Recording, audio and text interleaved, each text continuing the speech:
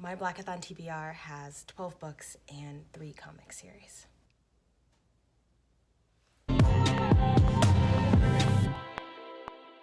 What up, my channel? Jessie here to set unrealistic and unattainable expectations. Since I will be vlogging daily for Blackathon, I won't give you too much of a synopsis in this video, but I just wanted to show what's on my TBR for Blackathon, which is now the entire month of February, not just the 11th to the 25th. Number 1 on my TBR is The Poet X, which is our group book. This is a contemporary young adult novel about a Afro-Latin girl named Xiomara who lives with a very oppressive Catholic mother who doesn't understand Xiomara's love for spoken word. The book itself is written in verse and it was on basically everyone's top books of 2017, so I'm really excited to be reading it. Next, we have one of my most highly anticipated books of 2019, and that is none other than Black Leopard, Red Wolf by Marlon James. Those who have been lucky enough to get their hands on this 700-page epic fantasy novel have said that it gives off Game of Thrones vibes, but in Africa.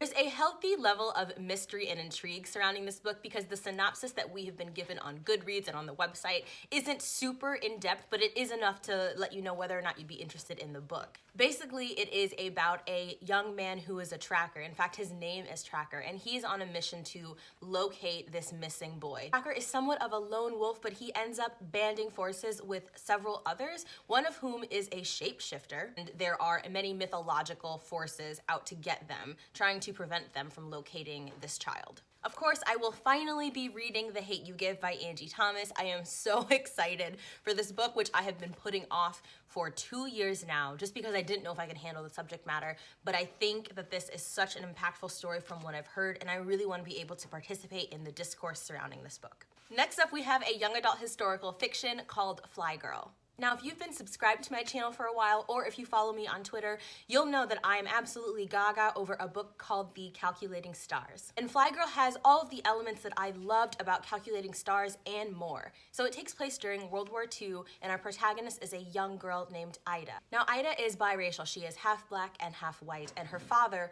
was a very skilled pilot in the war. Unfortunately, he's no longer with us, but she wants desperately to follow in his footsteps. However, when she signs up to become a WASP, otherwise known as the Women Air Force Service Pilots, her blackness prevents her from being admitted into the program.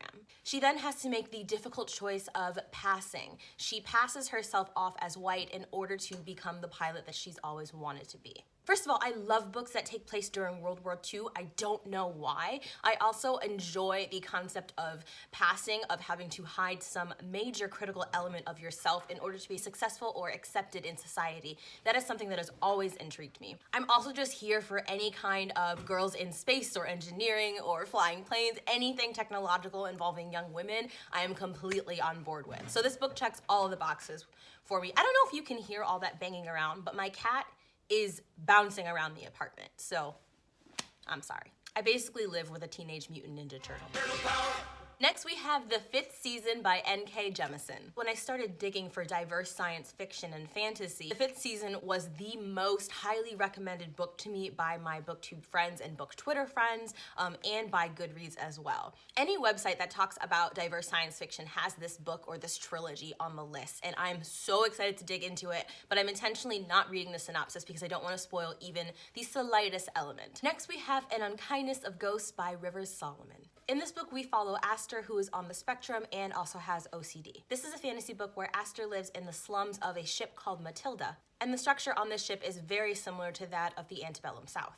The main goal is for Aster to escape the ship, and I'm sure that there's absolutely more to the plot than that and to the world, but I'm trying to go in blind. The next 2 books I'm going to discuss are classics in Black literature, the first being Passing by Nella Larson.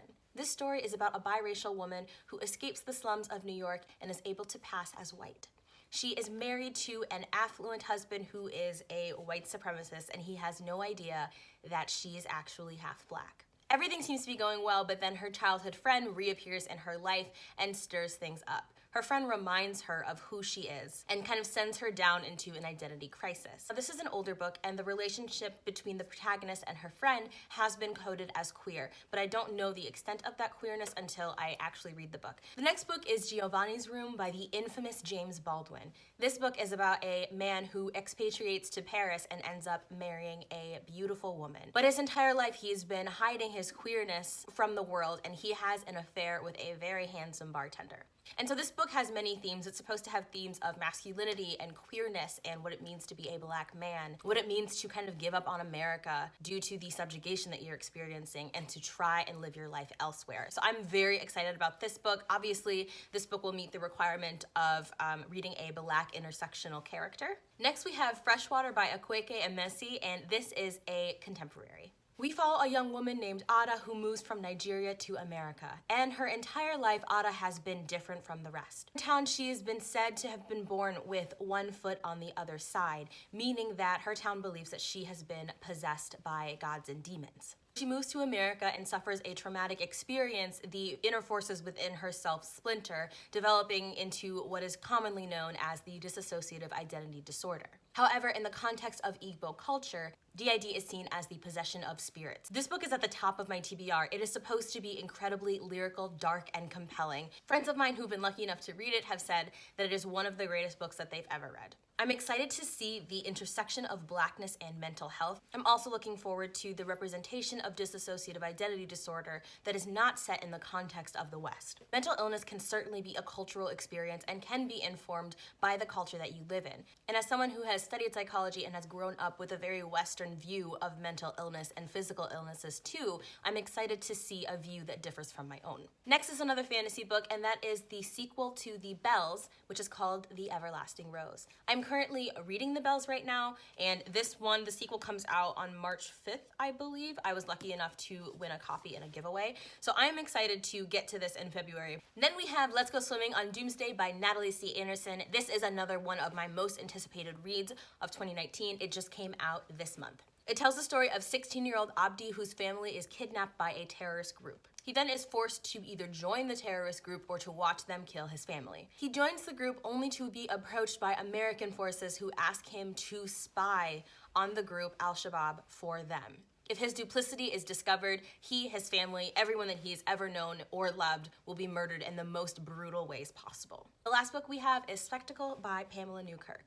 I know that I'm going to be nothing but a ball of fury while reading this book. It takes place in 1904 when a Congolese man was taken and placed into a zoo in New York City. He then becomes a spectacle to be put on display for New Yorkers to come see, throw peanuts at, for him to then be studied by scientists and to be treated as something that is subhuman. This is a work of nonfiction. I'm not excited to read it, but I think that it is important. I didn't know that this had ever happened in our country. And then we have 3 comics that I'm going to be picking up. The first one is Cyborg by DC. This will obviously meet the challenge of a black character who is intersectional. Cyborg is obviously differently abled. So, I mean, he's a machine, so that counts. I'm also going to pick up the Moon Girl and Devil Dinosaur series again. I stopped reading this series at issue number 24 when Devil Dinosaur appeared from the comic. I didn't think that he would be coming back. I thought that the comic would be ending without him. But then Brandon Montclair popped up like, surprise, motherfucker.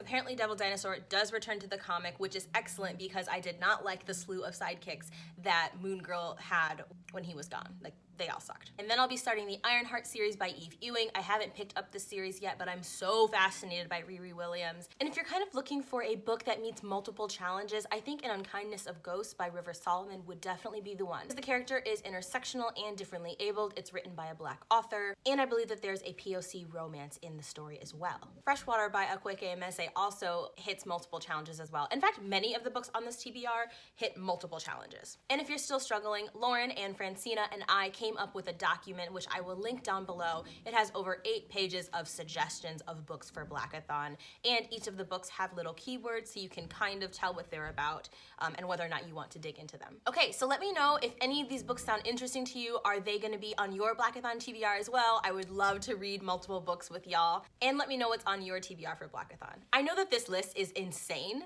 but so am I, so it's on brand. All right, y'all, thanks so much for watching another Bow Ties and Books production. Stay sharp, and I will see you in my next video.